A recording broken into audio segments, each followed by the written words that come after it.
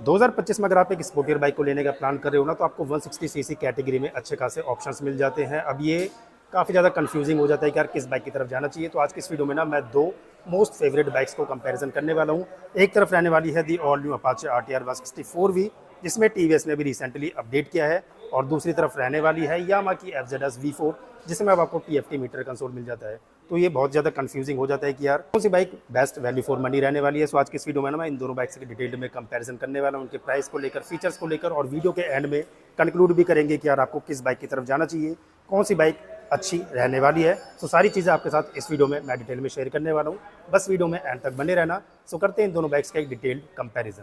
सो Apache RTR 164V की अगर मैं प्राइसिंग की बात करूँ तो इस बाइक का जो ऑन रोड प्राइस है वो आपको मिलेगा 1,66,000 के करीब। वेट और डायमेंशंस क्या रहने वाले हैं इस बाइक के, तो अगर आप वेट को देखोगे तो 146 kg के करीब इस बाइक का जो टोटल वेट है वो आपको मिलेगा। 1357 mm की जो व्हील बेस है वो यहाँ पे आपको मिलने वाला है। 180 mm की जो आपको ग्राउंड क्लियरेंस है वो मिलेगी, और 800 mm की जो सीट हाइट है वो यहाँ पे आपको देखने को मिल जाती है। फ्रंट में अगर बात करें डिजाइनर लुक्स की कि क्या क्या चीज़ें आपको यहाँ पे मिल जाती हैं, तो फ्रंट के अगर आप लुक को देखोगे तो अच्छा खासा आपको एक शार्पर जा डिज़ाइन जो है वो यहाँ पे आपको मिल जाता है, और अच्छे खासे स्पोर्टियर बाइक आपको 160 सीसी कैटेगरी में मिल जाती है। सो जैसे ही आप लाइट को ऑन करोगे, इग्निशन को ऑन करोगे, सो यहाँ पर आपको जो फुल LED सेटअप है वो अवेलेबल होगा। सेंटर में आपको DRS मिल जाते हैं, फुल LED सेटअप यहाँ पे अवेलेबल होगा, और शार्पनेस आपको अच्छी खासी मिल जाती है। बाकी हेडलैम्प काउल को अगर आप देखोगे तो अच्छा खासा शार्प डिज़ाइन आपको मिल जाता है। ग्राफिक्स यहाँ पे आपको कुछ ऐसे मिलेंगे, और इंडियन फ्लैग की जो स्टिकरिंग है वो यहाँ पे आपको मिल जाती है। साइड इंडिकेटर्स को अगर आप देखोगे तो हेलोजन बल्ब के साथ ही अवेलेबल होंगे। सो कॉम्पिटिशन में अगर आप जा रहे हो तो सारी ही बाइक्स में आपको ऑलमोस्ट जो LED साइड इंडिकेटर्स है वो मिल जाते हैं, बट यहाँ पर आपको जो हेलोजन साइड इंडिकेटर्स है वो मिलेंगे। विजिबिलिटी दिखा देता हूँ कैसे रहेगी। सो विजिबिलिटी जो है वो आपको कुछ ऐसी मिलने वाली है। सो हेडलैम्प सेक्शन को ऑफ कर देते हैं। बाकी अगर आप यहाँ पे सस्पेंशंस को देखोगे तो यहाँ पे आपको 37 mm डाई के गोल्डन USD फोक्स मिलने वाले हैं। बाकी फ्रंट फेंडर का जो डिज़ाइन है वो भी कुछ ऐसा रहेगा। सो अच्छा खासा स्पोर्टी डिज़ाइन मिलेगा, स्टिकर्स मिल जाते हैं। ड्यूल चैनल ABS के साथ जो ये बाइक आपको देखने मिलेगी। सो ABS की जो स्टिकरिंग है वो जस्ट मिलने वाली है। बाकी फ्रंट साइड में आपको मिलेगा 90/90 का टायर सेक्शन, और 17 इंच के जो अलॉय व्हील्स है वो यहाँ पे अवेलेबल होंगे। फ्रंट साइड में आपको मिलने वाली है 270 mm की पेटल डिस्क, डिज़ाइन कुछ ऐसा रहने वाला है। सो 90/90 का जो फ्रंट में टायर सेक्शन वो मिलेगा। सो ये है दी ऑल न्यू यामा की FZS V4 2025 वाला मॉडल, जिसमें आपको TFT मीटर कंसोल अवेलेबल होने वाला है। सबसे पहले अगर मैं बात करूँ ना यहाँ पे वेट और डायमेंशंस की, तो इस बाइक का जो टोटल वेट है वो मिलेगा 136 kg के करीब। 790 mm की आपको यहाँ पे सीट हाइट मिलने वाली है। ग्राउंड क्लियरेंस इस बाइक की जो रहेगी वो 165 mm की यहाँ पे आपको मिलेगी, और 1330 mm का जो व्हील बेस है वो यहाँ पे अवेलेबल होगा। ऑन रोड प्राइसिंग की अगर मैं बात करूँ तो इस बाइक का जो ऑन रोड प्राइस है वो अराउंड आपको मिलने वाला है 1,65,000 से 1,68,000 के करीब बाइक का जो प्राइस है वो आपको मिलने वाला है। तो फ्रंट के लुक से बात कर लेते हैं कि फ्रंट के लुक वाइज क्या क्या चेंजेस किए हैं यहाँ मैंने। सो यहाँ पे अगर मैं दिखाऊँ तो नंबर प्लेट का जो ब्रैकेट है वो कुछ ऐसा मिलेगा। यहाँ पे आपको जो कॉम्पैक्ट सा वाइजर है वो मिलने वाला है पियानो ब्लैक फिनिशिंग के साथ। थोड़ा सा आपको डिजाइन वाइज जो चेंजेस है वो यहाँ पे अवेलेबल होंगे। फ्रंट में जो हेडलैम्प सेक्शन है उसको दिखा देता हूँ। सो फ्रंट में जो हेडलैम्प सेक्शन है वो आपको ऑलमोस्ट पहले जैसा ही मिलने वाला है। यहाँ पे आपको जो DRS है वो मिल जाते हैं। कॉम्पैक्ट सा LED जो सेटअप है वो यहाँ पे अवेलेबल होगा। सस्पेंशन जो है वो आपको यहाँ पे 37 mm डाई के अवेलेबल होंगे। सो सस्पेंशन फिगर्स वाइज आपको कोई भी चेंजेस देखने को नहीं मिलने वाले। फ्रंट फेंडर का जो डिज़ाइन है वो भी आपको ऑलमोस्ट पहले जैसा ही मिलेगा, मैट फिनिशिंग के साथ। यहाँ पे आपको बॉडी कलर मिलने वाला है, यामा की आपको स्टिकरिंग मिलने वाली है, और जो अलॉय व्हील्स हैं वो आपको कुछ इस कलर में ऐसे अवेलेबल होने वाले हैं। फ्रंट साइड में आपको मिलने वाला है 100/80 का टायर सेक्शन। सो टायर सेक्शन वाइज आपको कोई भी चेंजेस देखने को नहीं मिलने वाले। यहाँ पे अगर आप देखोगे तो 282 mm का आपको फ्रंट में डिस्क साइज मिल जाती है, और सिंगल चैनल ABS के साथ ये मॉडल अवेलेबल होगा। ड्यू चैनल ABS का ऑप्शन यहाँ पे यामा ने नहीं दिया है। सो यामा अपडेट कर रही थी तो यहाँ पे ड्यू चैनल ABS का भी जो ऑप्शन था वो यहाँ पे यामा को प्रोवाइड कराना चाहिए। साइड के अगर मैं प्रोफाइल से बात करूँ तो साइड के अगर प्रोफाइल को देखोगे तो यहाँ पे आपको 12 लीटर का जो फ्यूल टैंक है वो मिलेगा, और फ्यूल टैंक जो है वो फाइबर के साथ ही अवेलेबल होगा। यहाँ पे आपको कोई भी जो मेटल की फिनिशिंग है वो नहीं मिलने वाली। टॉप से अगर मैं फ्यूल टैंक को दिखाऊँ तो टॉप से जो फ्यूल टैंक का डिज़ाइन है वो कुछ ऐसा रहेगा। इस कलर में अगर आप जाओगे तो मैट फिनिशिंग, यहाँ पे पियानो ब्लैक फिनिशिंग का यूज़ किया गया है। स्टिकर जो है वो आपको कुछ ऐसे मिल जाते हैं। बाकी यहाँ पे जो TVS का लोगो है वो आपको यहाँ पे क्रोम फिनिशिंग के साथ मिल जाता है। सो ऐसा कुछ डिज़ाइन यहाँ पे अवेलेबल होगा। मिड पैनल का जो डिज़ाइन है वो भी कुछ ऐसा रहने वाला है। सो पूरा जो मिड पैनल है वो आपको मैट फिनिशिंग के साथ अवेलेबल होगा। इंजन स्पेक्स और परफॉर्मेंस फिगर्स की अगर मैं बात करूँ तो 159.7 सीसी का आपको सिंगल सिलेंडर इंजन मिलने वाला है। 4 इंजन यहाँ पे अवेलेबल होगा। परफॉर्मेंस फिगर्स इस बाइक के काफ़ी ज़्यादा अच्छे हैं। 160 सीसी कैटेगरी में आपको इतनी परफॉर्मेंस किसी अदर बाइक में नहीं मिलने वाली। 17.55 PS की पावर और 14.73 Nm का जो मैक्सिमम टॉर्क है वो यहाँ पे अवेलेबल होगा। 5 स्पीड गियर बॉक्स के साथ ये बाइक आपको मिल जाती है। बाकी अगर मैं दिखाऊँ रियर के पैनल्स को, तो रियर का जो पैनल्स है वो भी कुछ ऐसे रहेंगे। बल्कर मिल जाते हैं। 164V का आपको ग्राफिक्स मिल जाते हैं। सो रेसिंग फ्लेक्स के जो स्टिकर्स हैं वो भी आपको कुछ ऐसे मिलने वाले हैं। बाकी अगर आप देखोगे यहाँ पे एग्जॉस्ट नोट को, तो एग्जॉस्ट नोट भी काफ़ी ज़्यादा आपको बल्कर मिलेगा। साउंड वाइज अच्छा खासा आपको हैवी साउंड यहाँ पे आपको मिल जाता है। रियर साइड में अगर बात करें टायर सेक्शन की तो 130/70 का आपको रियर में टायर सेक्शन मिलने वाला है। FZS V4 के कंपेयर में थोड़े से आपको वाइडर जो टायर हैं वो थोड़े से कम मिलने वाले हैं। सो 130/70 का टायर सेक्शन मिलेगा। रियर साइड में आपको मिलने वाली है 220 mm की आप पेटल डिस्क। बाकी रियर में जो टायर वगैरह है उसका भी जो डिज़ाइन है वो कुछ ऐसा रहेगा।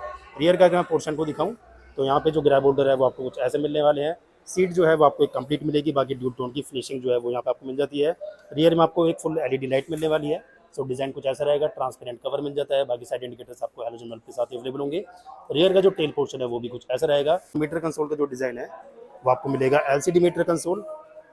सो ऐसा कुछ डिज़ाइन यहाँ पे अवेलेबल होगा। इनिशियल इंटरफेस कुछ ऐसा रहने वाला है। अब क्या क्या चीज़ें आपको यहाँ पे मिल जाती हैं तो अगर आप देखोगे तो यहाँ पर आपको क्लॉक की इंडिकेशन मिलेगी, फ्यूल की इंडिकेशन मिलने वाली है, एवरेज स्पीड, क्लॉक, ये सारी चीज़ें आपको मिलने वाली हैं। 3 राइडिंग मोड्स मिलेंगे आपको यहाँ पे, स्पोर्ट्स, अर्बन और रेन, जिसके हेल्प से आप अपनी जो पावर फिगर्स हैं उनको आप कस्टमाइज़ कर पाओगे। बाकी गियर पोजीशन इंडिकेटर मिलने वाला है, ब्लूटूथ की कनेक्टिविटी मिलेगी, ओडोमीटर्स की डिटेल्स यहाँ पे आपको मिलने वाली है।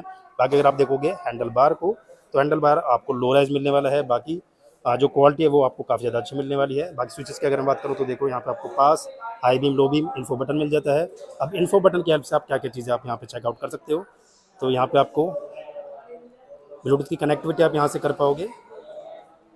और इस बटन की हेल्प से, मोड बटन की हेल्प से आप यहाँ पे जो मोड है उनमें आप इजीली स्विच कर पाओगे। बाकी साइड में आपको इंजन के स्विच, 1000 स्विच, सेल्फ स्टार्ट का बटन और यहाँ पे आपको मिल जाता है साइड इंडिकेटर, साउंड का बटन। बाकी इस वाले मॉडल में अगर आप जाओगे तो एडजस्टेबल लीवर जो है वो भी यहाँ पे आपको देखने को मिलने वाले हैं। बाकी टॉप से जो फ्यूल टैंक का डिज़ाइन है वो कुछ ऐसा रहेगा। सो फ्यूल टैंक काफ़ी ज़्यादा आपको बल्कियर मिलेगा, काफ़ी ज़्यादा स्पोर्टियर मिलने वाला है। रियर साइड में आपको जो रेडियल टायर्स हैं वो अवेलेबल होंगे। बाकी यहाँ पे आपको जो सारी गार्ड का डिज़ाइन है वो भी कुछ ऐसा रहने वाला है। बाकी फुट पैक जो है वो आपको यहाँ पे रियर साइड में मेटल के साथ अवेलेबल होंगे और फ्रंट साइड में आपको रबर फुट पैक्स मिलने वाले हैं। बाकी साइड स्टैंड और मिड स्टैंड दोनों की जो ऑप्शंस है वो यहाँ पे अवेलेबल होंगे। यहाँ पे अगर मैं दिखाऊँ मीटर कंसोल को तो जैसे ही इग्निशन को ऑन करोगे सो इनिशियल इंटरफेस कुछ ऐसा रहेगा। यहाँ में आपको स्टार्टिंग जो वेलकम है वो यहाँ पे मिलने वाला है। डेटा की अगर मैं बात करूँ तो देखो यहाँ पे आपको क्लॉक की इंडिकेशन मिलेगी, टैकोमीटर्स की details, gear position indicator, trip time, ये सारी चीज़ें मिलने वाली हैं। साइड में आपको ट्रिप मीटर्स की डिटेल्स, फ्यूल की इंडिकेशन, ट्रैक्शन कंट्रोल पहले भी मिलता था, अभी भी अवेलेबल होने वाला है। बाकी यहाँ पे आपको साइड इंडिकेटर्स की लाइट ऐसे मिलने वाली है। High beam, automatic start stop यहाँ पे रिसेंटली ऐड किया है, न्यूट्रल का बटन और सिंगल चैनल ABS की जो लाइट है वो आपको यहाँ पे मिलने वाली है। सो ये सारी चीज़ें आपको यहाँ पे अपडेटेड मिलेंगी। फिट एंड फिनिश काफ़ी ज़्यादा अच्छी रहेगी, बेटर क्वालिटी है पहले के कंपेयर में। स्विच हाउसिंग वाइज आपको चेंजेस मिलने वाले हैं। सो यहाँ पे आपको देखोगे तो हाई बीम पास का बटन मिल जाता है। यहाँ पे आपको 1000 स्विच भी अवेलेबल होगा। यहाँ पे आपको स्विच हाउसिंग वाइज चेंजेस मिलने वाले हैं, काफ़ी प्रीमियम क्वालिटी की लग रही है, फिट एंड फिनिश काफ़ी अच्छी है। सो क्या क्या चीज़ें चेकआउट करोगे सो यहाँ पे आपको ओडोमीटर्स की डिटेल्स इस बटन की हेल्प से मिलने वाली है। बाकी trip 1, trip 2, trip F, Insta fuel, average speed, ये सारी चीज़ें मिलेंगी। इस बटन की हेल्प से चेक कर लेते हैं।